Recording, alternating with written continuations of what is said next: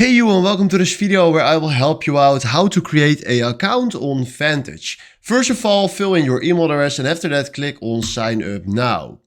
Then he will throw us to the next page. And then right here we click on I confirm my intention to proceed and enter this website. And now we need to fill in all the other details. So we will do this real quick. And select that we are not a US resident, and then we click here on I agree to Vantage using my data, and now we click on create account. So right now we received a confirmation mail to our email address, and once we click on that, you will have this page right here. So this is the previous one, and they ask you that they sent a code to your email address.